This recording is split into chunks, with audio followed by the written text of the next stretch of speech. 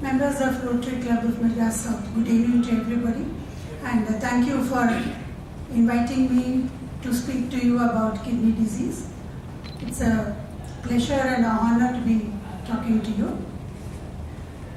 TANKER Foundation is an acronym for Tamil Nadu Kidney Research Foundation. This was started in 1993 by Dr. George Abraham, and primarily this was started to help poor people with kidney ailments. And this is a non-government organization. It's a registered non-profit organization run totally on donations.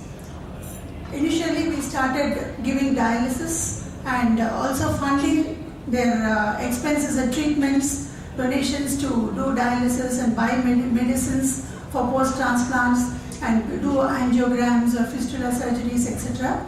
And over a period of time, urban adult English too. Over a period of time, we realized we have a lot of more entries and registrations. Our first dialysis center is in Kilpok opposite Pachepas College. We have 10 dialysis machines doing 2 shifts, and we have 2 dialysis machines to do HIV positive patients. And our second dialysis unit is in the Rotary Club of Ambattur Hospital. They have donated us a lot of space, about 700 to 1,000 square feet there. And they are providing us free water and power, and that program has been going on for nearly 8 to 9 years now. And our third dialysis unit is in Madurai. TVS Hospital has given us place. So normally we don't pay or purchase any land or capital investments. Usually somebody gives us place to do this program because we incur a lot of expenses and other running expenses and staff maintenance, disposals, etc.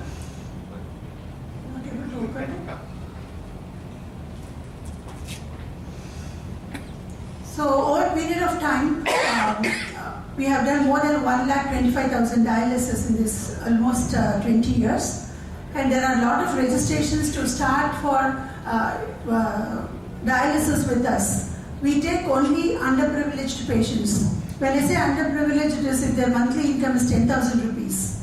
We say they are poor related to kidney disease. And we are not always able to take or help people, and because of limitations. One dialysis machine costs about 5 lakh rupees. So we thought we should start on prevention of this disease, and that we could do by creating awareness in the general public. When I was just talking to another gentleman here, we said a lot of people know much about cancer, AIDS, and heart attacks, arthritis, and a lot of other more complicated ailments. But kidney disease is still a very dark area among even the educated classes.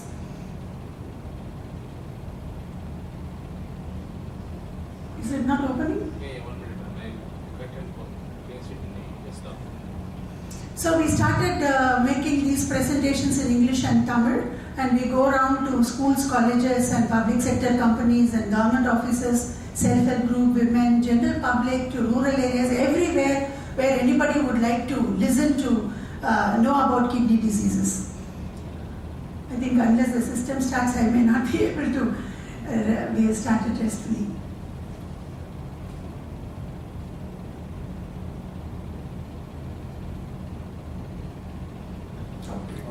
Thank you. Thank you, sir.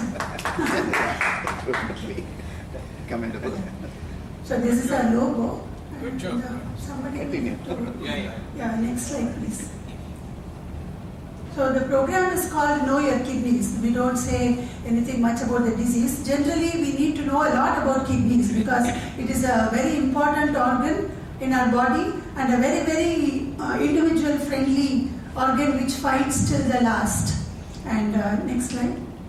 Now we start generally presuming that we will start from the scratch, knowing about what kidneys are and where they are. We have 2 kidneys in our body, each 10 centimeters long and 10 centimeters long and 5 centimeters broad. It weighs about 150 grams each. It is at the back of the body, just below the rib cage, in the center, placed well in the center of our torso. It is bean shaped, reddish brown in color, and it removes and purifies blood. Incidentally, 1 in 1,000 people may be born with 1 kidney by birth. You will never get to know how many kidneys we have. Normally, for a person to live normal life, one well-functioning kidney is sufficient. Unless you go for a medical intervention of ultrasound or some surgery in women when they go for pregnancy scanning, you would ever detect how many kidneys you have. And only when the kidneys start failing that you realize the symptoms. But generally, this one kidney concept is what is contributing to the success of transplants. Next slide, please.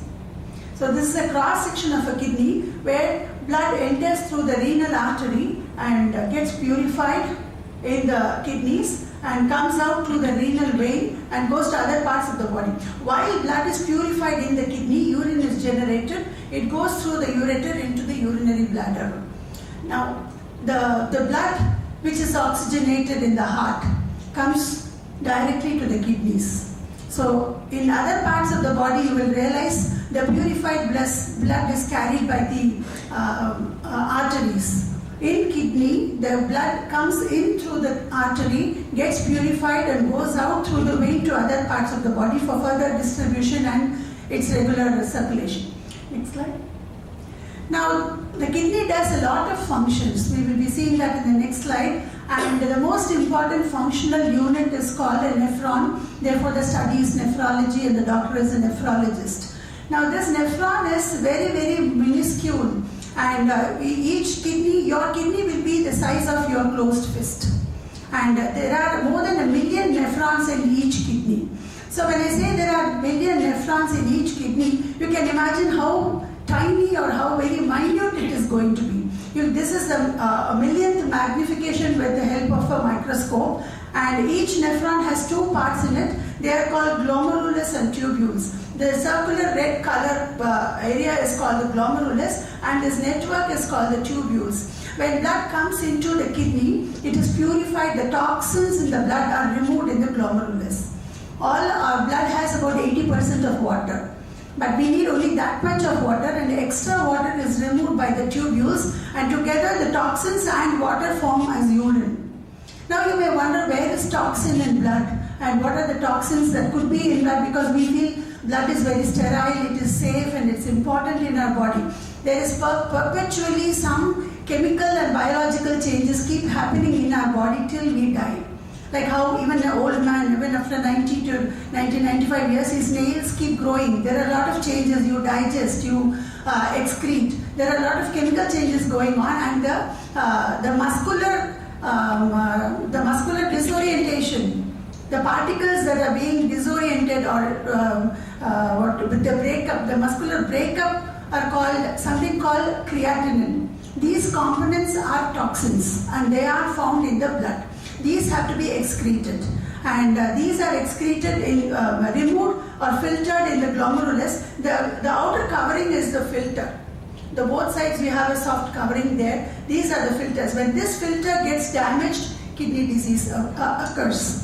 So these toxins and the water together form as urine and comes out as urine into the urinary bladder and into the ureter and into the urinary bladder. Next one. The previous slide also, once again, let's go back to the previous slide. If there are going to be some toxins to the blood, if blood gets damaged, the filtration or the walls of this glomerulus also gets damaged. So if there is any toxicity entering the blood, like high glucose, high blood pressure, or any other toxins of very strong and damaging medicines, the drugs, self-medications or sometimes painkillers. These can damage the filters or the outer walls of the glomerulus that will eventually lead to kidney disease. Now when I said that each kidney has more than 1 million nephrons, science has it that if about 100 nephrons or more than 1,000 nephrons are also damaged, we cannot do any surgery in the kidney. Remove those nephrons and conserve the rest of the nephrons. That kind of a surgery is not possible at all in kidneys because the kidney is packed with blood vessels, with nephrons. They are very, very tiny. The blood vessel may be as tiny as the one single hairline. So surgery is not possible and reversal of kidney disease is not possible. So after a certain extent, you cannot reverse or cure kidney disease.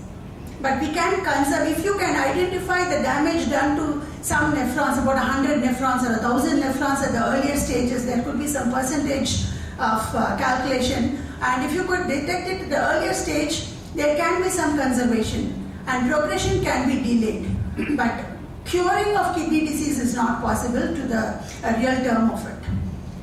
Next slide.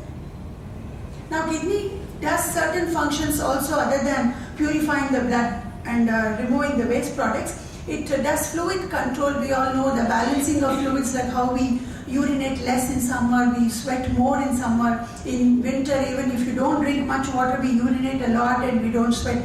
This automatic balancing of fluid system in our body, irrespective of, with relevance to the outside weather conditions, is being maintained by the kidneys. And previous, please.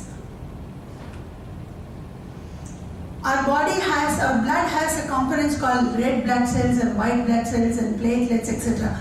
The red blood cells are being produced by the kidneys. There is a ductless hormone called erythropoietin that is responsible for producing RBCs, therefore good healthy blood, therefore higher percentage of hemoglobin. And our bones are being kept healthy with the combination of the vitamin D and calcium. And the binding of calcium and vitamin D is being facilitated by the kidneys. Therefore, if my bones are very healthy, my kidneys are also functioning well. And finally, there is the concept of maintaining blood pressure. All of us till we die, even if a person is bedridden for many years, needs to have blood circulating in the body. And it circulates at certain pressure, and we all know it is 120 by 80. And that is being maintained by another secretion called renin. And that maintains the normal blood pressure in the body. There is a two-way relationship between blood pressure and kidneys. If blood pressure is very high, prolonged uncontrolled blood pressure can damage kidneys. And if kidneys are going to be damaged for some other reasons, then the blood pressure will eventually be very high. Now when I say kidney damage, initially I would like to tell you, kidney disease can be of two types. One is genetic.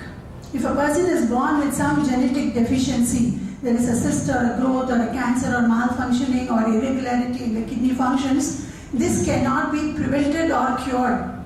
It can be addressed, and the whole family, it is advisable for rest of the family members to assess their kidneys also, because this genetic kidney disease can run in the family. Though the percentage is very, very low, it is possible. Especially polycystic kidneys do run in the families, and there may not be much of a cure for this, but the progression can be delayed. Now we are here to talk about the kidney disease that sets in after a person is born and developed and grown into an adult. So due to certain other factors, this particular kidney disease which we are going to talk about today, the chronic kidney disease, sets in. Next slide. Now who is at risk for kidney disease?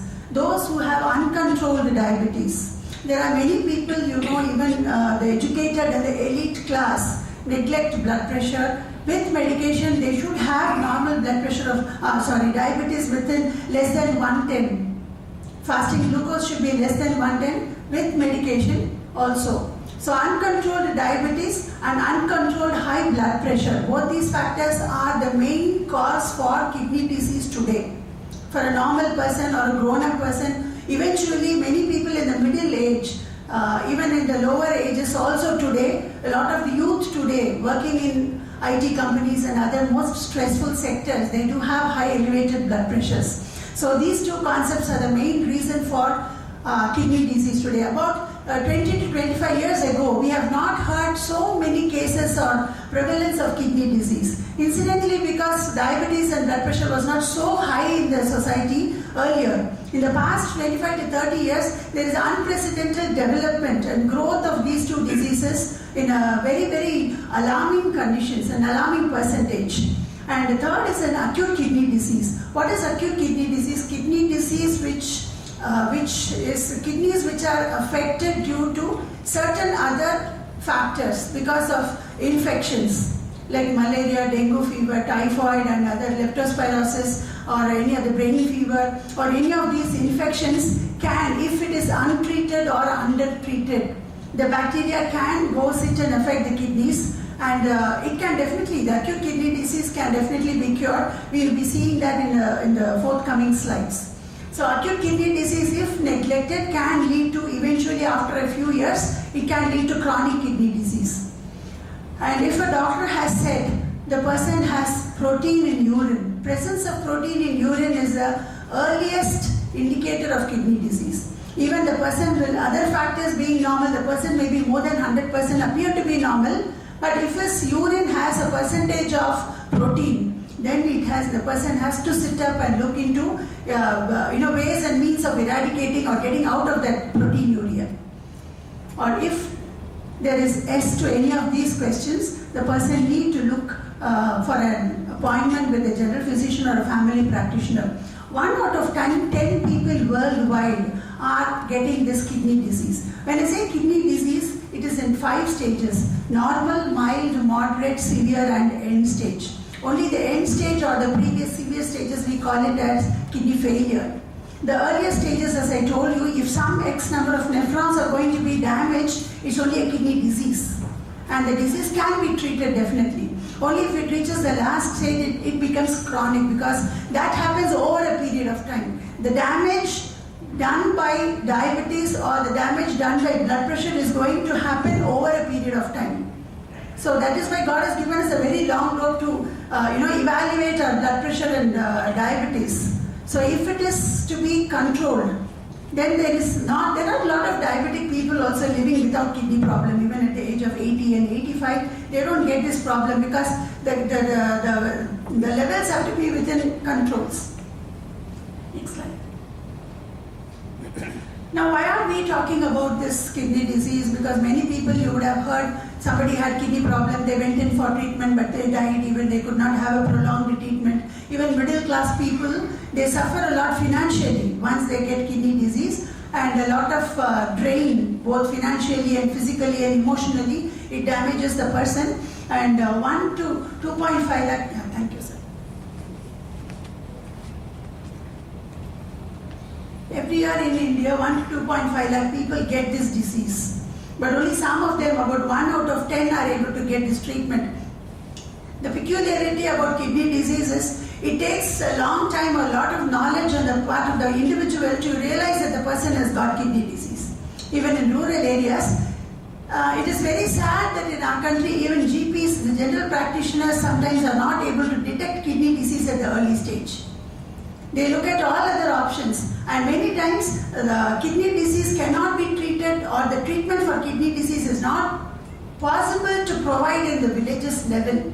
As I told you, the dialysis machine is very expensive. One dialysis machine costs 5 lakh rupees, and to address this person, to identify kidney disease, a general physician will be able to do that. But once a person has become a kidney patient, he needs to be addressed by a nephrologist. So they need this. That is why there is a lot of exodus from rural areas to Chennai city or any other district headquarters. But predominantly it is Chennai, Bangalore, Bombay. These are the places, Ahmedabad, and these are the places that are treating a hub of treatment for kidney disease. It is very difficult to start a dialysis center. To start a dialysis center with a minimum of 5 machines to fulfill economies to scale, you require a capital investment of 50 lakh rupees. You need uninterrupted power supply, so you put for a genset. You need RO water, RO treated water, and you need lift and other equipments for the patients. The patients will not be able to walk sometimes. You cannot have it in the first floor or second floor without lift or any other facilities or a ramp. The capital investment is quite heavy, and also the machines keep depreciating. The machines need to be replaced once in 3 or 4 years depending upon the usage and the health of the patients also. So these are the causes for the treatment not being available even in district headquarters. Fortunately, our Tamil Nadu government is quite leading in healthcare, but still we do not have this facility for kidney disease in district headquarters in a larger level. But this particular government has started up providing dialysis in the district headquarters also now. They are providing free dialysis. The program has started just now, a few months back. They are providing free dialysis for those patients who are below poverty line. And existing dialysis units, even in corporate hospitals that have been enrolled or been accredited by the government, have been facilitated or have been entitled for a reimbursement for the dialysis cost. If they can do it for a BPL patients, below poverty line patients, the cost is reimbursed by the government. So this is a very good future for the kidney failure patients, especially the middle class and the below poverty line people. Average income of an Indian, we can say, is about 12,000 rupees, but the dialysis cost goes up to 1,20,000 rupees per year. The transplant cost in the community-based private sector could run anywhere around 4 to 5 lakh rupees. So it is not the availability of healthcare, but it is mostly the affordability as far as kidney disease is concerned. That is why with an individual of having 10,000 rupees per month income, we call them poor and we admit them in our dialysis unit on a regular basis. Next slide. Now there are some symptoms put up here. Puffiness and less urine output, swelling of legs, blood in urine, anemia, lack of appetite, vomiting, tiredness, sleeplessness, itching and irritation while passing urine. These are the symptoms which are associated with kidney disease if it goes to the moderate or severe stage. In the early stages, kidney disease is asymptomatic.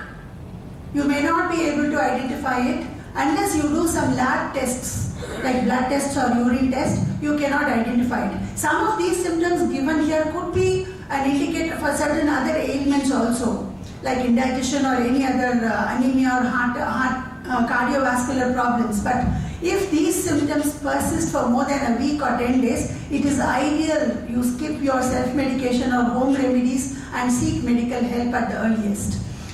Next slide. Now one minute. When we say irritation while passing urine or frequent urinary infection can also lead to kidney problems. We need to go back to the third slide, sir. The physiology. Previous. Yes. Now when a person has urinary infection, we all know there is irritation while passing urine or difficulty in passing urine or intermittent urine or very less output, frequent urination or fever. All these are associated with urinary infection. Now, recurring urinary infection can lead to kidney problem. Now, what is this urinary infection? If this is the urinary bladder, if the infection is localized, if it is occurring once in a while, once in a year, once in 6 months, or not very frequent, then this can be treated and becomes localized and it gets over with that. But if a person is going to have a recurring urinary infection, the infection can pass upwards through this ureter and reach the kidneys. That way, it leads to chronic kidney disease. And many people do not take urinary infection very seriously. And primarily, the urinary infection is basically caused because of very unhygienic toilet conditions and personal habits, and due to certain other infections also. Next slide. Please go back to the next slide. Next. Yeah. Now, we may wonder, what is this? When will I be able to get to know or identify kidney disease? Do I have to be? Now I think all of you could be really a little afraid of, some of us may have some of these symptoms, older people might have had the previous symptoms we put up with the previous slide. But it is a very, very simple test which can help us identify kidney disease. Even a lay person or a common man like us can get it identified. The simplest form of knowing the kidney status is doing a urine test. The urine should not have glucose and protein. If it has, that means there is a leakage, there is a ineffective filtration. The glomerulus is weaker. So what do I do? Depending on the result. If it is trace, it could be because of urinary infection or prolonged containing urine in the bladder, not passing urine for a very long time. It could be because of what we had eaten or what or the health conditions or the weather conditions also. Protein may be present in trace. That means we repeat the test after a week or 10 days. Just ensure that it gets back to normal.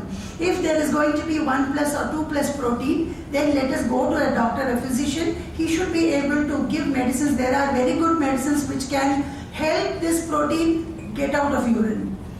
Those drugs are also there in the market. So we need a good physician to diagnose and help us prescribe good medicines. There is also a blood test. Apart from this urine test, there is also a simple blood test to check creatinine level. Creatinine in blood should not be more than 1.2 mg per deciliter. There are cases where creatinine could be normal, within reach, but urine may contain protein. That is what we address as the earliest kidney disease detection. We do organize screening camps for early detection of kidney disease. We only simply use this dipstick which can show prevalence or presence of glucose and protein in urine.